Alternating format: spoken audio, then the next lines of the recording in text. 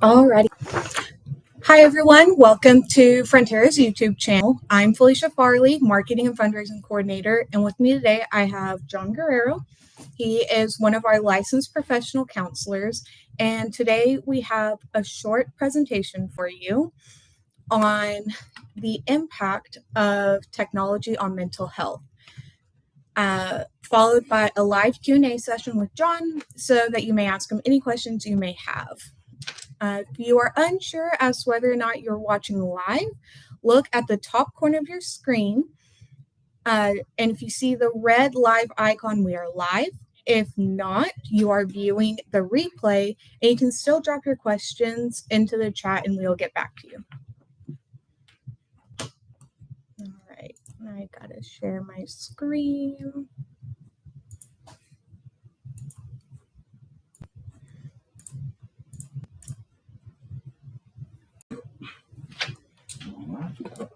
Ready? Yes, sir. Awesome. Okay. Well, I'm very grateful to be able to do this talk today, and I'm excited about our topic. We've had some really good topics the last couple of months, and I feel like they just keep getting better. This one's about technology, which is, as we know, something that's a really big part of our lives, in the workforce, in our day-to-day lives, in social media. I mean, we pay bills online, we research things online, we engage with our friends and family members online. And so technology is a really big part of our daily living. And it shows no signs of going anywhere. That's not always a bad thing. As we'll talk about today in our talk, there are some positives to the use of technology. And technology itself is not the problem. The problem is how we use technology, or sometimes overuse technology, and then also the impact that that kind of overuse can have on our children when they're using technology in kind of an unfiltered way without good boundaries. And so it's a really good topic today, and I'm excited to be able to share some information with you. So let's talk first just about technology itself and just how vast the reach has been in our lives. As we know that today, technology is far more advanced than it was even just 20 years ago. Our technological capabilities are more complex. A lot more can be achieved with just a touch of a button. And our society runs on technology now more than we ever have before. So again, that's a really good thing. And that opens the doors for us to have a lot of opportunities to connect with others and get a lot of things done. While we celebrate the advancement of technology and can appreciate a lot of the conveniences that it brings to us, we also, I think, need to look cautiously at the ways technology may be having sometimes some detrimental effects on our society, on our families, on our own brains, and on the lives of our children and teenagers. And so some good questions for us to ask ourselves are going to be things like, how is the use of technology changing us as people? How is it affecting our communities? How is it affecting maybe our relationships within our families, with our coworkers? How is it maybe impacting education, learning, connection in society, and even our mental health? And we'll talk about that as well today. And so those are all really important questions to ask.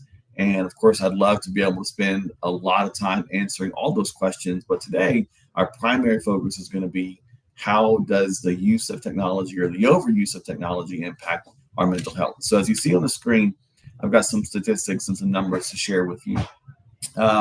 I just found this through a quick Google search online, so all this is accessible. Lots of different articles have been written about how many people in the world today use the internet and use social media, and of course narrowing that down to the American population. So the numbers are here. Over 5.45 billion people around the world use the internet. That's a powerful number. That's a really good thing in a lot of ways. 5.17 billion people use social media. That makes up 63% of the world's population.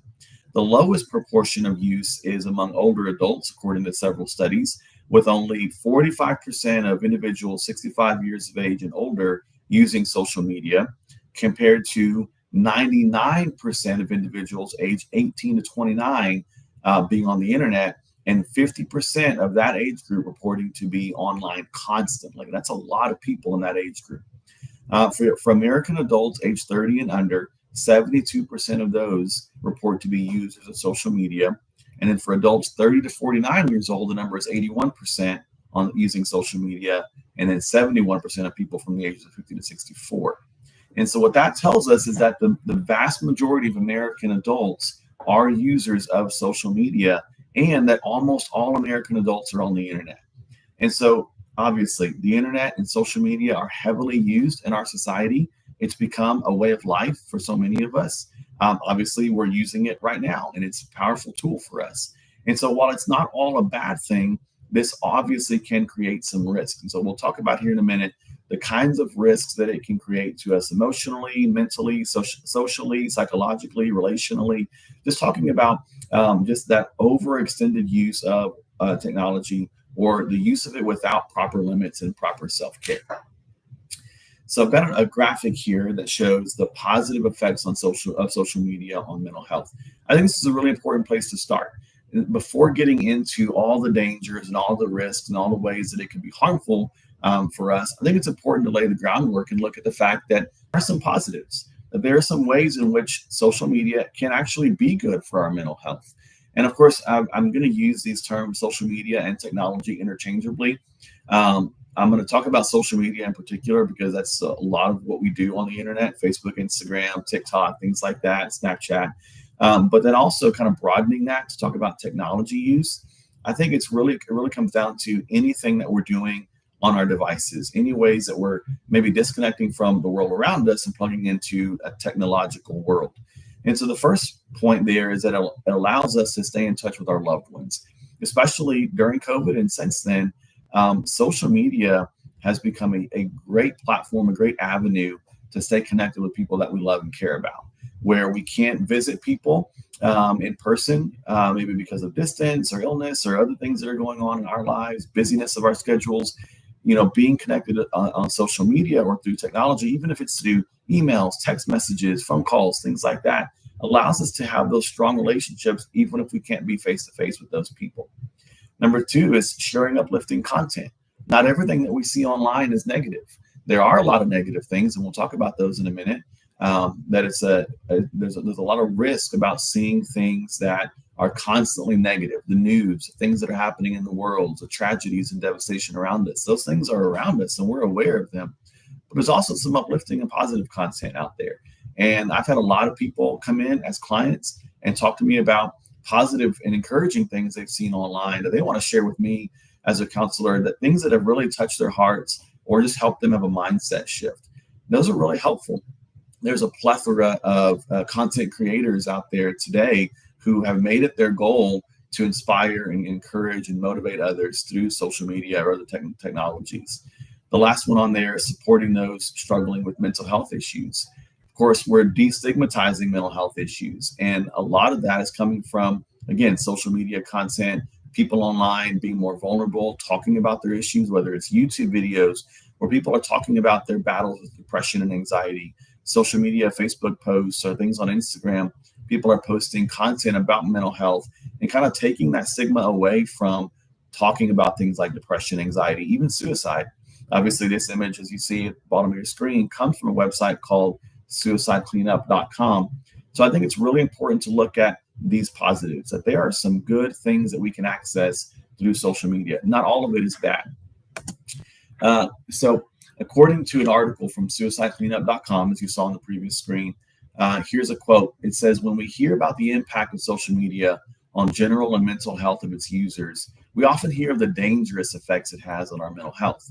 While it absolutely takes a negative toll on your mental health, there are ways we can leverage it for good." So here on your screen, you see a list from that article of ways to use social media for positive mental health and well-being. Using it to connect with loved ones, using it to share positivity and truth, using it to reach out to people who are isolated or hurting, using it for respectful discussion, connecting with new people who share similar interests. So these are all ways that we can kind of improve our engagement, allow us to connect with others, give us maybe a goal or a purpose or a meaning, an intentional use for our social media and our technology use, and using it to bring about some good. Here's a quote from the American Sociological Association. I think this will be on your screen as well. It says, "The majority of research shows that using technology helps people stay connected to their social ties, which can decrease loneliness and social isolation and enhance mental health and well-being. That's really important. The American Sociological Association has conducted these studies and research and interviews with people to show that there is actually a decrease in the probability of depression when people are more connected with others. So another quote from that article says, and this one's not on your screen, we found that for older retired adults, especially, using the internet and or email even reduces the probability of being classified as depressed by 33%, even after controlling for prior depression. So think about those, older adults who maybe can't always have connection with others. Maybe they're in the retirement age, and so they're finding that maybe through social media or technology, even emailing, texting, just chatting with people online, that they're able to connect with their friends, with their family members. It's decreasing that loneliness and social isolation. It's decreasing the probability of being classified as depressed. It says by up to 33%. So all that just to say that the use of social media and technology can actually have some positive impacts on our lives. We're able to stay connected with other people. We get access to information so that we are well informed as citizens. We get social engagement and interactivity. We may find a place of belonging with other like-minded individuals. We can access support and encouragement and inspiration and motivation. And so again, I've seen many people, even myself included, experience those kinds of benefits from social media. So again, it's not all bad. There are some positives, but at the same time, it's not all good. There's another quote from the American Sociological Association. It says, when thinking about technology use and the impacts on society, we should not engage in what's called technological determinism, or the belief that the technology itself is resulting in either positive or negative outcomes in society. It's not the technology itself, but rather individuals' use of technology that result in the impacts. So this is where our choice making comes into play. This is where what we choose to do with technology and what our kids and our adolescents are choosing to do with technology makes all the difference. So technology itself, social media itself, is not the problem in itself. It's how we then go on to use it, or how much use we're getting out of it.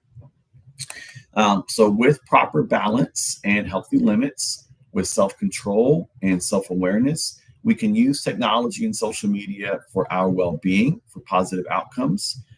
Technology cannot be harmful to us simply by existing.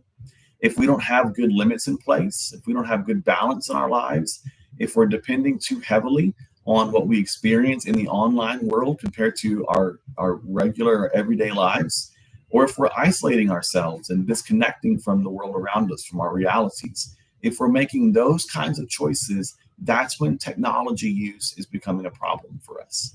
And so that's the part that we want to explore now, is how can overuse of technology be harmful to us? And how especially can it impact children and adolescents who don't yet have the full brain capacity that adults have for limit setting on their own, or who are still developing the ability to implement good balance and good self-care.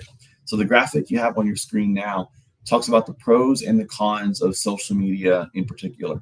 We've talked about the pros, the place for marginalized groups to identify, connecting with like-minded people, fewer feelings of loneliness, fewer feelings of isolation, bringing people together, that social engagement. So there are a lot of emotional benefits to that. But then you look at the cons. This is where we want to focus our attention now, that there is a possibility, there's a risk of mental health problems stemming from relationship and productivity issues, less real life interaction. When people are more engaged in social media or what's happening on their device in front of them, whether it's a computer, their phone, their tablet, and they're less connected to the real world around them, that's when it becomes a problem, right? It's affecting their relationships. It may be affecting their productivity. There's a constant comparison that's happening online sometimes. And we'll talk about that in a minute, where we get into this trap of comparing our lives to other people's lives, or our bodies to other people's bodies, or our experiences to their experiences. And teenagers and children are not the only ones who have that problem. Adults experience that issue sometimes as well. Cyberbullying can become an issue, where people troll other people online, or you experience negative comments or feedback from others, or people just attacking you verbally or through things, comments or posts online. where that can begin to make a person or lead a person to anxiety, to stress, to depression. We'll talk about that in a minute as well, especially as it pertains to young people. Then there's the like craving. We'll talk about the dopamine addiction and how the brain likes that pleasure that it gets from that reward center, that feeling of when I get likes, when I get followed, people are giving me attention online. And then what happens when I'm not getting that anymore? How's it affecting the chemical in my brain? There's the fake friend dangers. And so we'll talk about, just the difference between real life, people who know you and care about you and they accept you and you belong and you know that you have that belonging with them, compared to people that you meet online who may or may not have your best interest in mind. And then, of course, being distracted. And how many of us have had that issue? Maybe where, we're working on a project and we decide to just check Facebook for a minute. And then before you know it, it's been 20 minutes and we just got sidetracked completely. And now we can't even remember what we were working on, right? And so we've got to always be careful with things like that. It interrupts our productivity. Again, it goes back to even our relationship issues. As we know from decades, and this is a quote from an article called "Is Technology Use Leading to the Demise of Our Mental Health and Well-Being?"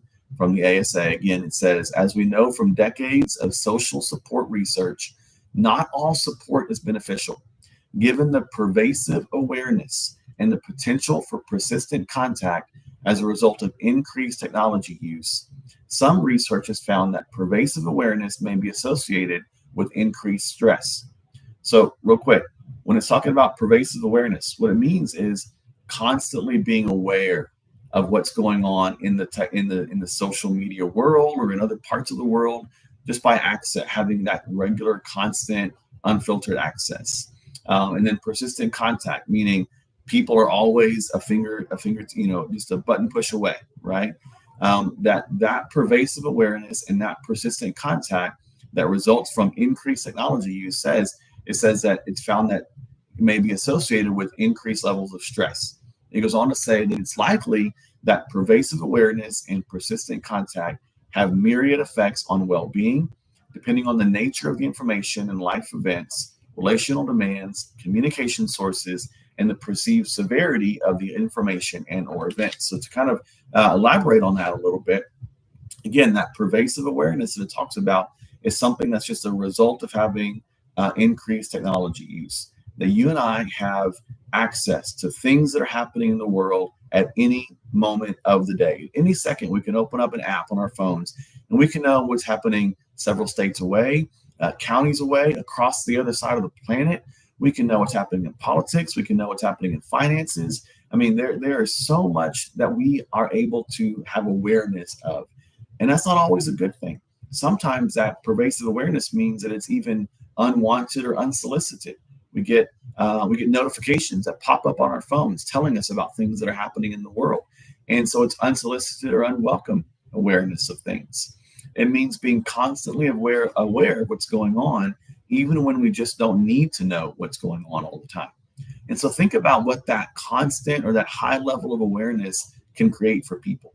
It can create feelings of fear, insecurity, stress, anxiety, sadness, even depression, low self-esteem, distraction, loss of focus on our tasks or our projects, or being overly preoccupied with other people's lives or the things that are happening in the world. And how many of us have ever experienced that before? Where again, we know too much about what's happening in other people's lives or what's happening in the world. And while it's okay to have that information or have that knowledge, sometimes we can be overly preoccupied by those things that we're not fully tuned in to what's happening in our own lives, or so preoccupied that it's causing us anxiety and worry and fear and panic. And so while it's good to have knowledge and awareness, it's also necessary to have limits to that information. In addition, it talks here in this quote about persistent contact. Persistent contact can be harmful. Always being plugged in, not having enough disconnection from others, or time to recharge our social batteries can be exhausting and can be draining. Those relational demands can take a toll on our emotional and mental well-being. Think of how tiring it is when there's constantly someone needing to talk or wanting to talk or needing help or wanting to be engaged with you. Even the most people-loving individuals need separation at times. They need to be disconnected at times from the social engagement. And so that persistent contact can be harmful to us as well. If we're not able to disconnect from other people for just a short time and have that limit and that boundary on that, it's going to drain us emotionally. So to go on from the American Sociological Association article, it says we should not assume that high levels of technology usage by youth and emerging adults mean that they are addicted to these technologies or that they have a disorder. But when individuals' use of technologies interferes with their role, responsibilities, and activities of daily living, then that use may be disordered or problematic. So this is where we get into the idea of technology addiction or social media addiction. Is it an addiction when we feel like we can't put it away? We can't turn away from it.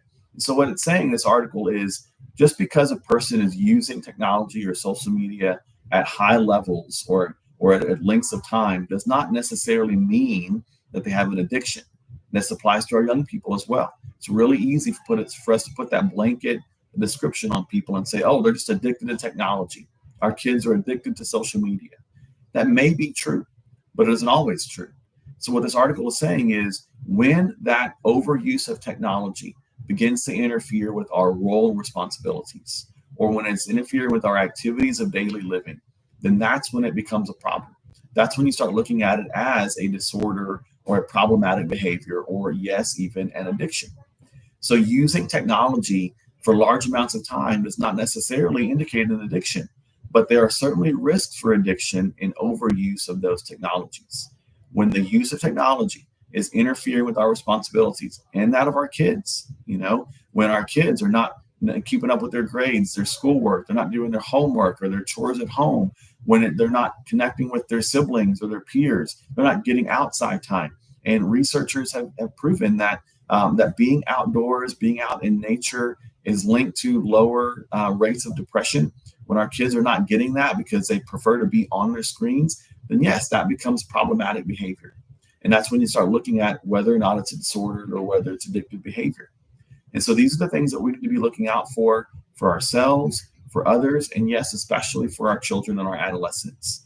That are we still able to function normally in day-to-day living? Are we keeping up with our responsibilities, or is our social media use getting in the way of our roles and our responsibilities in daily living? Is the use of social media affecting our mood? Is it affecting our emotional states too frequently? Are we able to detach and set it aside in order to help our mood to improve, exercising limits and good self-care? Are our relationships suffering? Are they being harmed by our extensive use of technology? Are we not as present for our families or in our homes? So we find ourselves isolating too much from the people around us. If the answer is yes to any of those questions, then I think it's important to really know how much technology is having an impact on those things and whether or not we are addicted to that technology. The graphic you see on your screen now is signs that social media is affecting your mental health. Just a real quick list. If you're experiencing feelings of anxiety, depression, and loneliness, if you spend more time online than with family and friends, if you're being trolled or cyberbullied, if you use it to escape bad emotions, or if it distracts you from your work or from your schoolwork, those are signs that social media use is affecting your mental health. That fourth point on there about using it to escape bad emotions. Way too often we see people who rely on social media as a coping mechanism. And really, it's just an avoidance. It's just a distraction technique that it's keeping them from really confronting the problems in their lives. It's an escape, and it's never a healthy thing. So instead of facing the things that we need to face or dealing with them or resolving them, we distract ourselves with mind-numbing activities that don't really amount to much at the end of the day. And so it's important to really be careful with that and allow ourselves to get the care and the help that we need.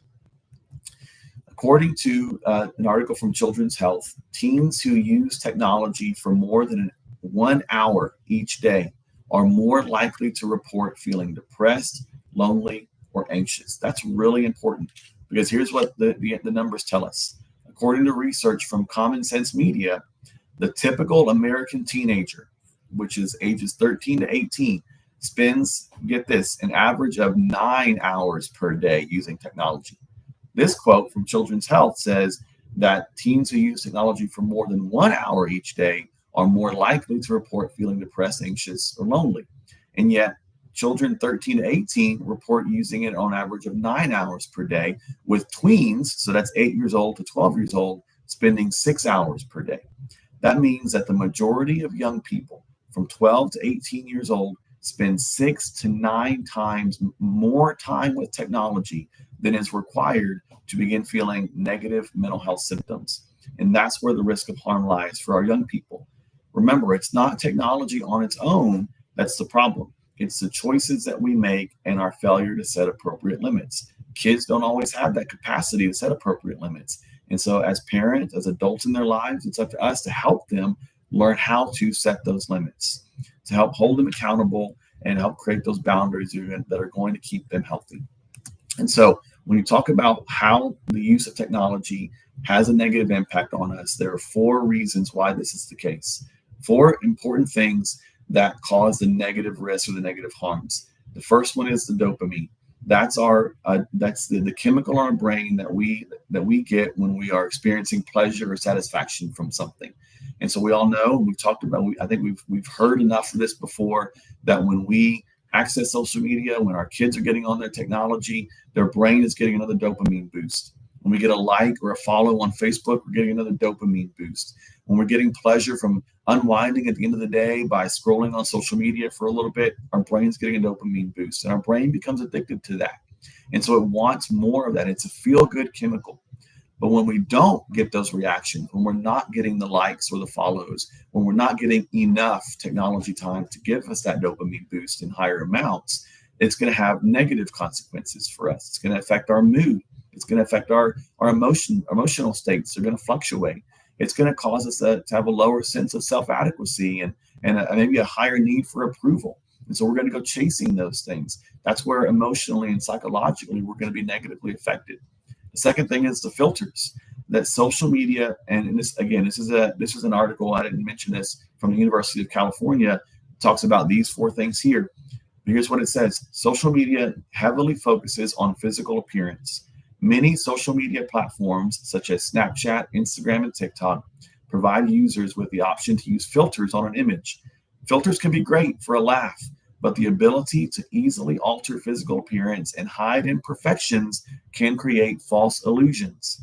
Constant exposure to altered images can also lead you to feel self-conscious and to dislike the way you look. Again, that's from an article from the University of California called Social Media's Impact on Our Mental Health and Tips to Use It Safely.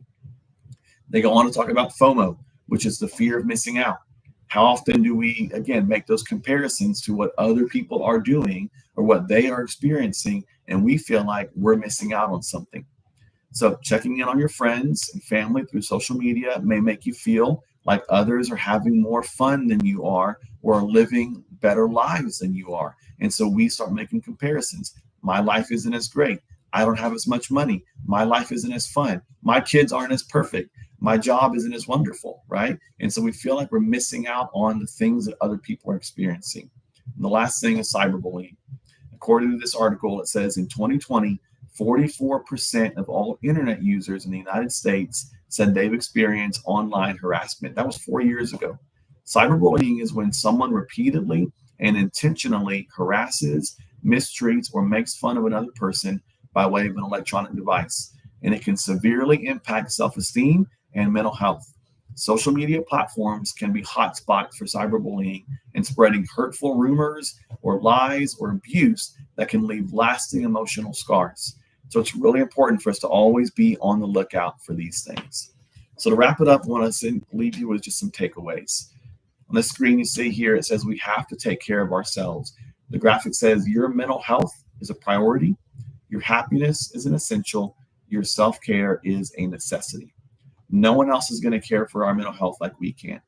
We need to be prioritizing our mental well-being, watching out for the things that might be contributing to our negative feelings and experiences, increasing our self-awareness, and unplugging when necessary. And so just real quick at the end, 5 tips for how to take care of ourselves in relation to our social media use. Number 1, unplug often. Disconnect, take breaks, put away the devices, talk to real people, spend time meditating, spend time in silence, read some good books. There's a quote that I saw from Anne Lamott. She says almost everything will work again if you unplug it for a few minutes, including you. Almost everything will work again if you unplug it for a few minutes, including you. So it's important for us to disconnect sometimes. Number two is to be careful of tying self-image and self-perception to likes and follows online. That we need to be getting our self-esteem from more trusted sources. Number three, don't use technology as a distraction or a coping method. Be careful with avoiding real problems in life with fake connections online. Number four, look to get your dopamine boost from more productive sources. Set goals, exercise, create things, accomplish tasks, do things that create rewards for the brain in healthier ways. And then finally, set limits and boundaries on your screen time, and then especially that of children. iPhones, you can add your children as a part of your family. You can create screen times and screen limits on their devices. But use your phone to track your screen usage. Set a goal for yourself and hold yourself accountable. If you're practicing these things, you're going to be able to use technology in a positive way and maybe avoid those harmful risks and the negative outcomes that we get from overuse of technology and poor limit setting. So I know that was a lot of information, and I hope that helps. Obviously, this will be posted on YouTube for you to go back and look at later. And then, of course, if you want to look at some of those articles that I mentioned, please feel free to do that. And so thank you so much for joining us today. Thank you, John, for being our presenter today.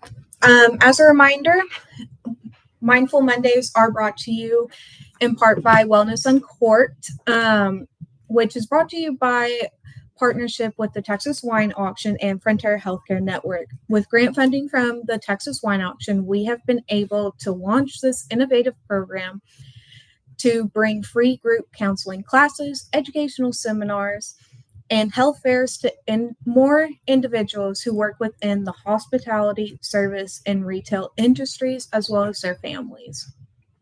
If you have any questions, please drop them in the chat now, and we will answer them. If you liked what you heard today or have a request for a future topic, please feel free to leave your comments in the chat as well. We would love to hear from you. Now, are you ready to begin your mental health journey? If you would like further information on the Wellness Uncorked program or to schedule an appointment with one of our licensed professional counselors, please contact us by calling 325-597-0102 or visit our website at fronterahn.org. Frontera offers counseling services both in person and virtually. Please subscribe to our YouTube channel so that you never miss a notification when we go live and learn more about the importance of mental health. Also, starting in November 2024, Wellness Uncorked will offer free virtual group counseling classes led by Frontera's counselors like John. Classes will be available to individuals and their immediate family who work in the hospitality, service, and retail industries. Again, you can call us at 325-597-0102 or visit fronterahn.org to learn more and sign up. And then we can just wait a couple of seconds for any questions.